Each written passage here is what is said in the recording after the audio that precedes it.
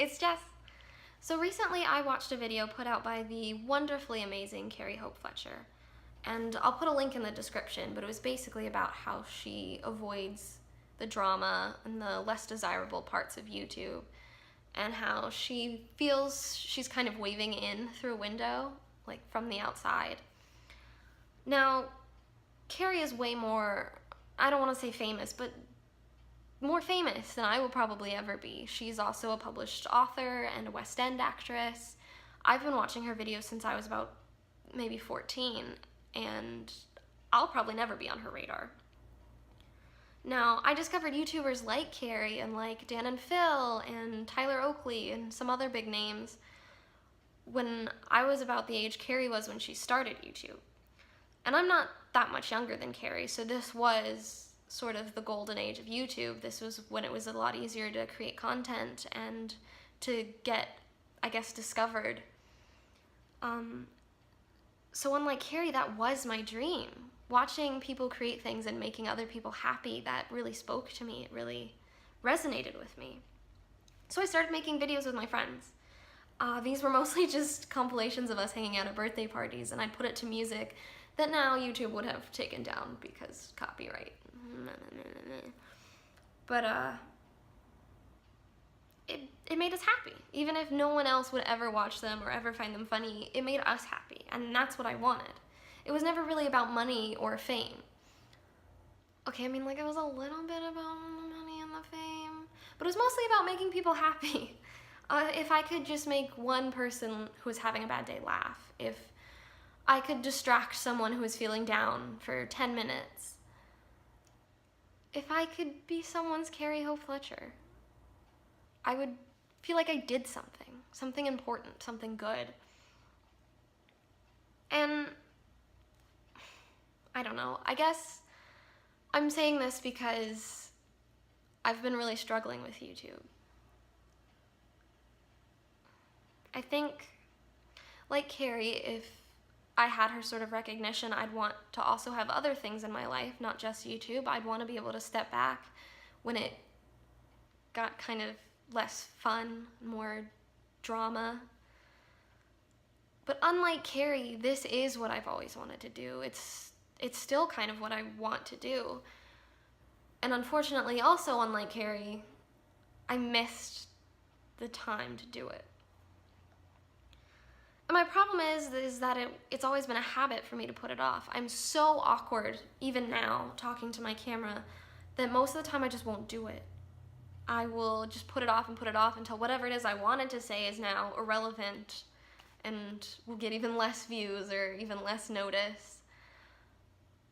And then that makes me feel even worse and even less like I want to do it. Even now I feel extremely awkward talking to my camera. I know that's not obvious. I know that right now, at least, it's mostly going to be people who know me personally who see this because I put it up on Facebook. And they, people that really know me know that I've been trying to do this for a long time and I don't have the best track record of keeping it up. And people that kind of know me probably, definitely, see me as very quiet and reserved and not the kind of person that will film herself constantly and put it out on the internet for everyone to see. And that makes me very embarrassed to put it in front of you now. I especially can't be that person and get any sort of YouTube recognition, any sort of recognition in the public eye whatsoever. Which is why I get very panicky and I get very anxious and I don't do it.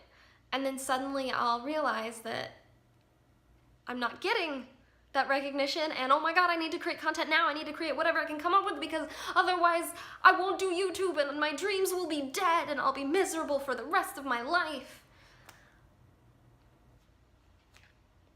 Anxiety's fun. So after a couple years after I took my high school videos down because again I was embarrassed, I got that YouTube bug again. I got to go study abroad, which was an amazing opportunity. And I told people, I'm gonna vlog. And I didn't until I got to Romania. And I saw my friend Bella vlogging. And I knew that I couldn't just watch someone else do it. and live with myself if I didn't. And that's not to say I was jealous of Bella or resented her. I love Bella, and her vlogs were way better than mine because she's better at being more charismatic and talking to her camera. But having someone else do it made it a lot easier for me to say, hey, I want to do this too. And with the support from that group, especially, you know, shout out to Steph and Georgia, they made me do it. They would get in my videos, they would make me feel a little less awkward.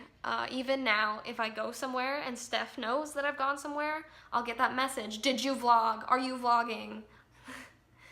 And that, recently that's made me feel kind of bad because I definitely didn't vlog, but I need her to do that. And I appreciate you, Steph. I love you. But then again, after vlogging for a couple places, I ran out of footage because if I went somewhere without Steph and Georgia, it was much more awkward to talk to my camera, and I put it off and I ran out of footage. And then when I got the YouTube bug again, like a year later, I tried to just put the stories together without any footage, which just resulted in me and Steph talking to the camera in her room about stuff we could barely remember with no clips to back it up. And we had fun, it was great, but I do believe that if something could flop worse than what I'd already done, that probably would have. And that's why I stopped again, and that's why I kept not doing anything. Recently, I tried to play Sims 4 and film myself, but I was too awkward and it was too quiet and it wasn't fun to watch. Despite all that, I still want to try YouTube, and something about Carrie's video made me really want to make this video and to keep trying. I still want to create content that exists outside myself, that can be seen by other people, even if it's never any more than a dozen. I'd like it to be more than a dozen, but that's not the point anymore. The point, I want to be, I guess I want to make high school me proud, even though she's the worst and we're not talking to her. But that dream, it's still there, and I still want to make people happy. Like, I want to be someone's Carrie Hope Fletcher, even if it's one person, even if one person watches my videos religiously and gets inspired by me. I feel like I've done what I was supposed to do with my life. So for those of you that watched to the end, whether I know you or not, thank you. I appreciate so much that you listened to my story, and I hope it inspired you to do something you've wanted to do or to watch my videos. And I'm gonna try to create content for you and also for me, not just to be dumb and to get recognition, but to make myself happy. So thank you for watching.